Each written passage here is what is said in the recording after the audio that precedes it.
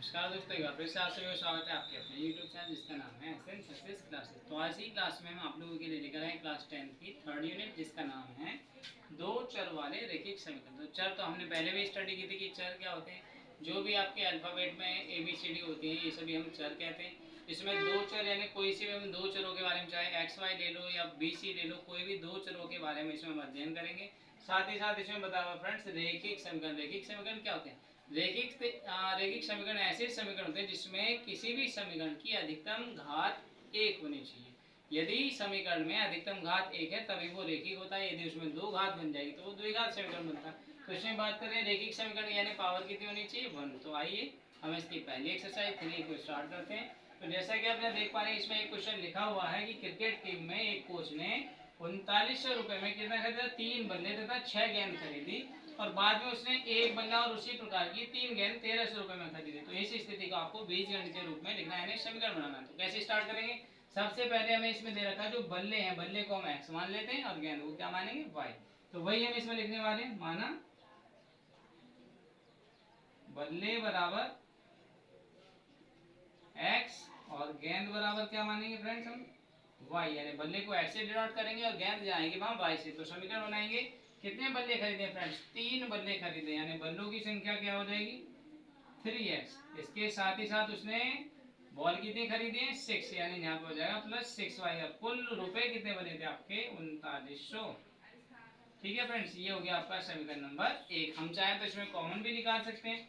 Common यदि आप यहाँ निकालें तो तीनों संख्या 3 से कट सकती है। तो 3 से यदि हम इसे काट दें तो यहाँ x बचेगा, ये 2y बचेगा और ये 1300। तो फ्रेंड्स हम ये चाहें तो इसको भी समीकरण नंबर 1 बना सकते हैं। इसका इसे बना देते हैं समीकरण नंबर 1। सेम इसी तरह से आगे बढ़ते हैं।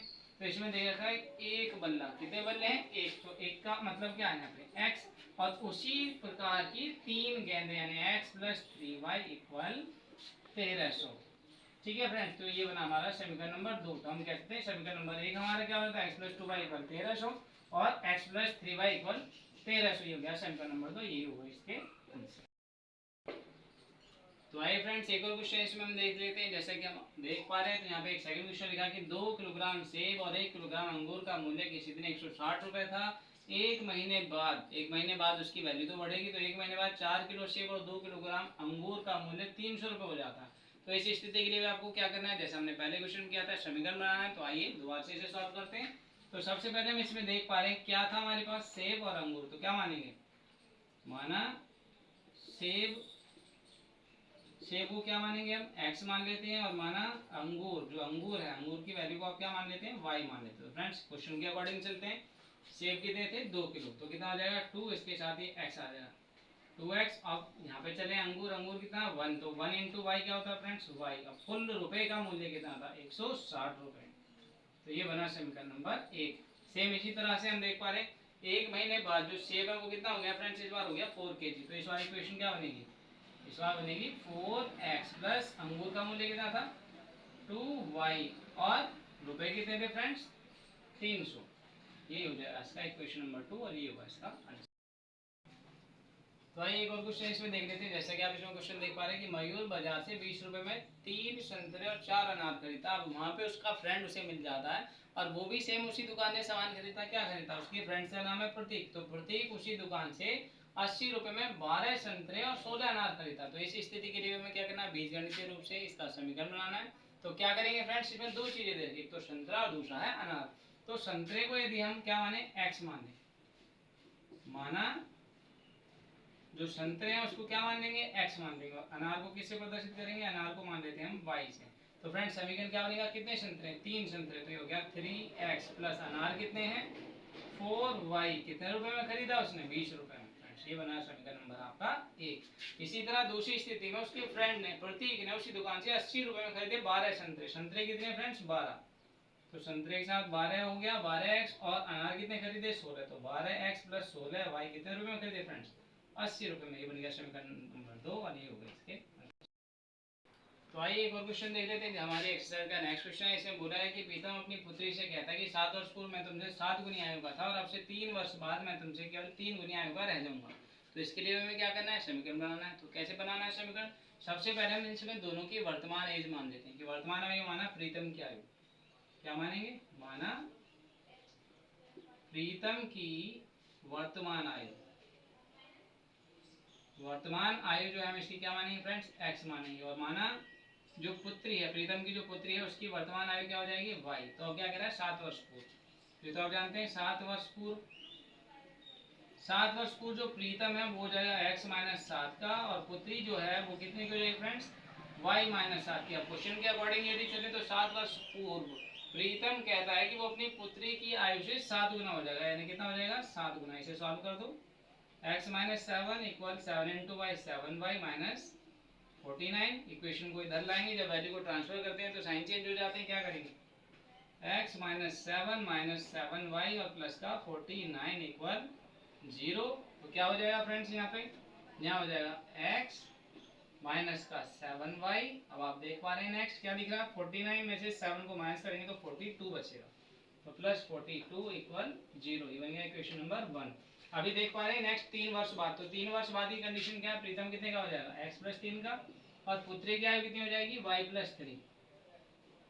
और क्वेश्चन के अकॉर्डिंग क्या कह रहा है, 3 वर्ष बाद मैं तुमसे केवल 3 गुनी आयु का रह जाएगा, यानी कितनी गुनी आयु का, 3 गुनी का। तो इसे भी सॉल्व कर लो, x plus 3 equal 3y plus 9। दोनों वैल्यू को ट्रांसफर करेंगे, साइन चेंज हो जाएगा, तो क्या बनेगा, x plus 3 minus 3y minus 9 equal 0। तो ये आपका x बनेगा, यहाँ पे क्या बनेगा, माइनस का 3y माइनस 9 और प्लस का 3 क्या बनेगा, माइनस का 6 इक्वल 0। इक्वेशन नंबर 2, ये दो बनेंगे इसके समीकरण। फ्रेंड जैसे कि हमने पहला क्वेश्चन आपका सॉल्व किया था, तो उसमें हमें क्वेश्चन में ये भी कहा गया था कि बीजगणित के साथ साथ ज्यामितीय रूप में भी व्यक्त करें, यानी कि पहले तो हमने समीकरण बनाना, फिर उसे ग्राफ के रूप में भी प्रदर्शन करना। तो ग्राफ कैसे बनाएंगे, सबसे पहले अपनी दोनों इक्वेशन हमने लिखी हुई है यहाँ पे कि x माइनस 2y इक्वल 1300 और दूसरी थी x प्लस 3y इक्वल 1300। तो दोनों ही कंडीशन हम दोनों के दो दो मान निकालेंगे। तो इसमें वैल्यू आप अपने पास से सपोज कर लेंगे, कोई भी वैल्यू, या तो x की वैल्यू मानेंगे या y की वैल्यू मानेंगे। तो हमारे समीकरण में हम मान लेते हैं माना